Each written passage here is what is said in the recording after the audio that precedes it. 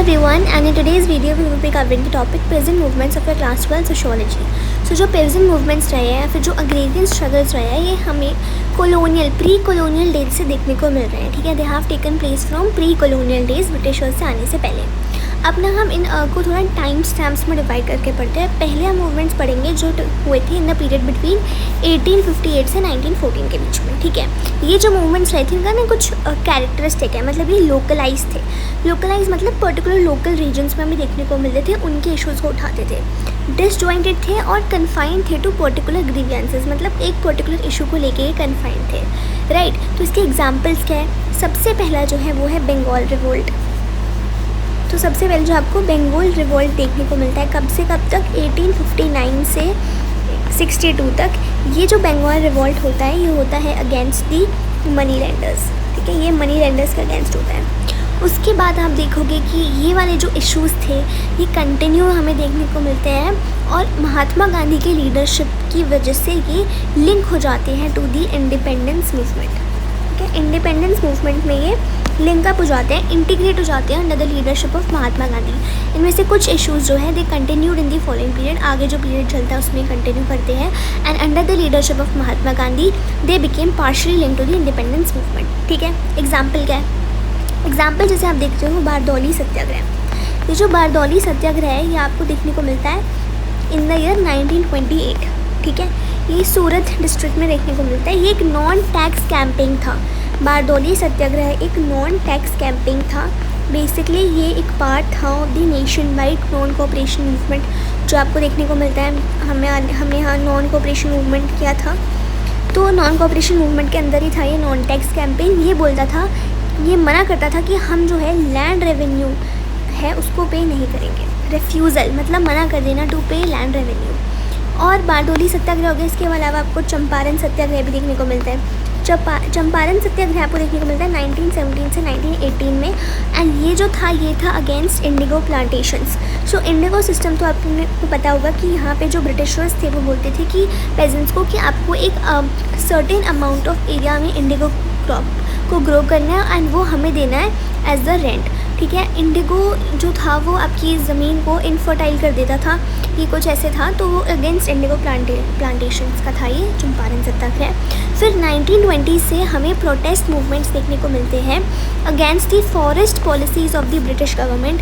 And जो local rulers थे वो भी कुछ रीजन्स में इसके अगेंस्ट आवाज़ उठाते हैं. ठीक है, तो 1920s में हमें मूवमेंट देखने को मिलता है, प्रोटेस्ट देखने को मिलते हैं against the forest policies of British government. Clear, इतना समझ में आ गया? एक बार इसको रिवाइज़ कर ले क्या क्या पढ़ा है.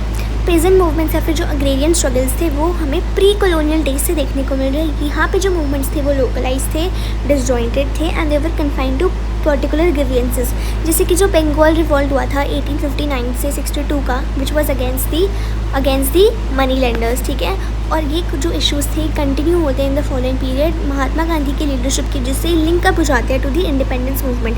जैसे कि जो बारदौली सत्याग्रह होता है 1928 में सूरत डिस्ट्रिक्ट में, जो कि एक नॉन टैक्स कैंपेन होता है, नॉन कोऑपरेशन मूवमेंट का पार्ट होता है, एक कैंपेन होता है ऑफ रेफ्यूज़ल टू पे लैंड रेवेन्यू. फिर हमें चंपारण सत्याग्रह देखने को मिलता है 1918 से अगेंस्ट इंडिगो प्लांटेशंस. फिर 1920 से मूवमेंट्स होते हैं अगेंस्ट द फॉरेस्ट पॉलिसीज़. इसको एक बार लिख देती हूँ so that it will be easier for you to remember कि हमने इस फर्स्ट पैराग्राफ में क्या पढ़ा है. ठीक है, तो हमने पढ़ा है सबसे पहले बंगाल रिवोल्ट के बारे में.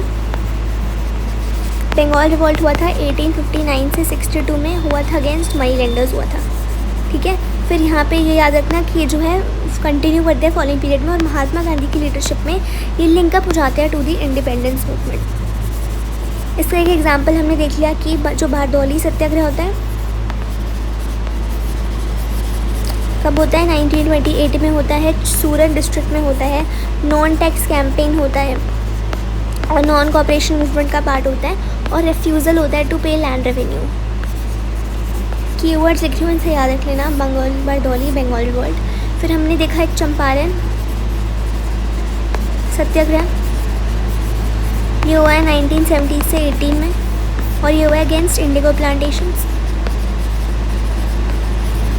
और लास्ट में 1920s में मूवमेंट हुआ है अगेंस्ट दी फॉरेस्ट पॉलिसीज़. ठीक है, इस फर्स्ट पैराग्राफ में इतना ही है इम्पोर्टेंट जो कि याद रखना है। क्लियर। अब आ जाओ बिटवीन 1920 से 1940 के टाइम पीरियड में। तो 1920 से 1940 का टाइम पीरियड हम यहाँ पे देखेंगे जहाँ के पीजेंट ऑर्गेनाइजेशन अरोज होती है। पीजेंट से रिलेटेड जो ऑर्गेनाइजेशंस होती है ना, वो यहाँ पे हमें देखने को मिलती है। सबसे पहली organisation which was founded was the Bihar provincial Kisan Sabha 1929 और 1936 में ऑल इंडिया किसान सभा। ठीक है, तो देखो 1920 से 1940 में हमें कुछ प्रेजेंट की ऑर्गेनाइजेशंस देखने को मिलती है जो कि अरोज करती है। सबसे पहले हमें देखने को मिलती है बिहार प्रोविंशियल किसान सभा और दूसरी हमें देखने को मिलती है ऑल इंडिया किसान सभा 1936 1929। ठीक है, फिर ये जो पेजेंट्स होते हैं ये ऑर्गेनाइज जो होते हैं, सभा जिनको ऑर्गेनाइज करती है, ये डिमांड करते हैं freedom from exploitation, from economic exploitation for pageants, for workers and all other exploited class. Basically जो ऑर्गेनाइजेशंस होती है ना, ये जो सभाज होती हैं, ये पेजेंट्स को इकट्ठा ऑर्गेनाइज करती है। ठीक है, क्या होता है कि जो सभाज होती है ये पेजेंट्स को ऑर्गेनाइज करती है और ये डिमांड क्या करती है, इनकी डिमांड क्या होती है, इनकी डिमांड होती है फ्रीडम फ्रॉम इकोनॉमिक एक्सप्लॉयटेशन, कि जो हमें इकोनॉमिकली एक्सप्लॉयट किया जा रहा है हमें उससे आज़ाद करो, चाहे वो पेजेंट्स हो, चाहे वो वर्कर्स हो, या जितनी भी एक्सप्लॉयटेड क्लासेस हो। ठीक है, ये दूसरा टाइम स्टैम्प था 1920 से 1940 का। ठीक है, पहला टाइम स्टैम्प था 1858 से 1914 का। अब आ जाओ इंडिपेंडेंस के बाद या फिर इंडिपेंडेंस के टाइम में, at the time of independence यानी कि 1947। यहाँ पे हमें दो क्लासिकल केसेस देखने को मिलते हैं ऑफ पीजेंट मूवमेंट। तो यहाँ पे हम बात कर रहे हैं एक तो तेभागा मूवमेंट की जो कि हुआ था 1946 से 47 और एक हुआ था तेलंगाना मूवमेंट 1946 से 51। आई नो ये बहुत सारे मूवमेंट्स हैं, बहुत सारे नाम हैं। If you reading it for the first time ये बहुत ज़्यादा ओवरवेलमिंग लगेगा, but the number of times you read, the number of times it gets organized in your mind and it will be more easy for you to remember। एक बार ही ख़त्म हो जाए हम इसको एक बार फिर से रिवाइज़ कर लेंगे। तो जो तेभागा मूवमेंट होता है यहाँ पे क्या होता है कि एक स्ट्रगल होता है शेयर क्रॉपर्स का।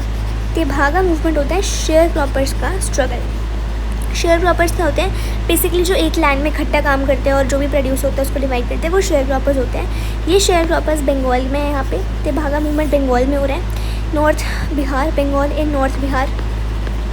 ठीक है, अब ये क्या बोलते हैं कि हमें ना 2/3 शेयर चाहिए अपने प्रोड्यूस का, हाफ नहीं चाहिए।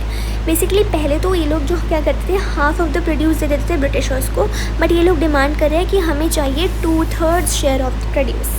ठीक है, ये हो गया तेभागा मूवमेंट एंड इसको सपोर्ट किया जाता है बाय द किसान सभा and the communist party of India.